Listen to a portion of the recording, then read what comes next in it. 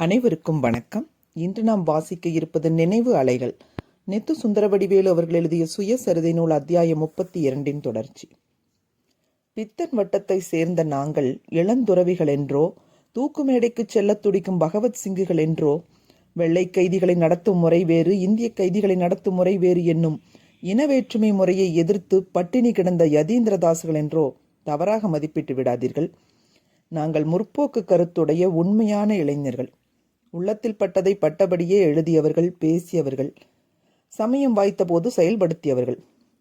மற்றபடி மற்ற மாணவர்களைப் போலவே நாக்குச்சுவை பெற்றிருந்தோம்.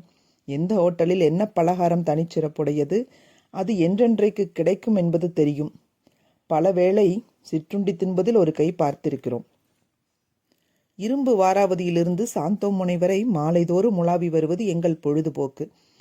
அவ்வேளை நாங்கள் பெற்றது உடற்பயிற்சி மட்டுமல்ல, வகை வகையான ஆண்கள் பெண்கள் எங்கள் கண்களை கவர்வார்கள்.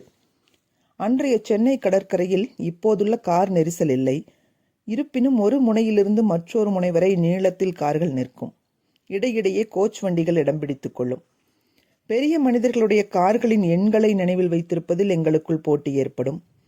இதில் என் சாதனை சிறப்பாயிருக்கும். பாரிஸ்டர் எத்திராஜ் MS-100 என்னுள்ள ரோல்ஸ் ராயில் வருவார். புன்னகை குறும்பர் என்பது நாங்கள் அவருக்கு இட்ட குறும்பு பெயர்.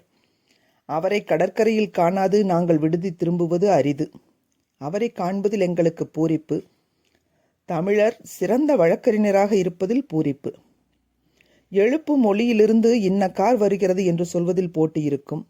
இவ்விளையாட்டிலும் நான் சோடையல்ல. அந்த காலத்திலும் அழகிகளுக்கு பஞ்சமில்லை. அவர்கள் கடற்கரையில் உலா வருவதுண்டு. எங்கள் குழுவைச் சேர்ந்த யாரும் எந்த கடற்கரை கண்ணியின் பின்னாலும் போய் ஏங்கவில்லை. காமும் கவ்வும் இளமை பருவம், கொள்கை வேரூன்றும் பருவமும் ஆகும். பிந்தியது எங்களிடம் அதிகம் உழைத்து விட்டது. அதோடு போட்டியிட்டு கொண்டு முன்னது காமம் வளர முடியவில்லை. கல்லூரி நாள்களில் முதல் 2 ஆண்டு காலம் நான் டென்னிஸ் ஆடும் பயிற்சி பெற்றிருந்தேன். உயர்நிலைப்பள்ளி பருவத்தில் ஆடும் வாய்ப்பு பெற்றவர்கள் கல்லூரி ஆட்டக்குழுவில் சேர முடிந்தது. அந்த வாய்ப்பை பெறாத என்னை போன்ற கற்றுக்குட்டிகள் விக்டோரியா மாணவர் விடுதி டென்னிஸ் குழுவில் சேர்ந்து பயிற்சி பெற்றோம். பல காரணங்களால் இப்பயிற்சி 2 ஆண்டுகளுக்கு மேல் தொடரவில்லை. டென்னிஸ் ஆட தனி கட்டணம் செலுத்த வேண்டும். அது ஆண்டுக்காண்டு உயர்ந்து கொண்டே சென்றது. அது ஒரு காரணம். பிங்பாங் ஆடுவதில் விருப்பம் காட்டினேன். நன்றாகவும் திறமை பெற்றேன். ஆண்டுகள் உருள உருள இதிலும் ஈடுபாடு குறைந்தது. ஆண்டின் தொடக்கத்தில் புதிய மாணவர்களை கோட்டா செய்யும் பழக்கம் என் கல்லூரி காலத்திலும் இருந்து வந்தது. முதல் 2-3 ஞாயிறுகளில் காலை முதல் நடுப்பகல் வரை போவோர் வருவோர் மேல் சாயம் கலந்த தண்ணீரை ஊற்றும் குறும்பில் மூத்த மாணவர்கள் ஈடுபடுவார்கள். எப்போதும் யாரிடமும் வன்முறை தலை காட்டாது வெட்கப்படும் வகையில் நடக்க மாட்டார்கள். இத்தகைய குறும்பு விளையாட்டுகளால் நான் அதிகம் பாதிக்கப்படவில்லை.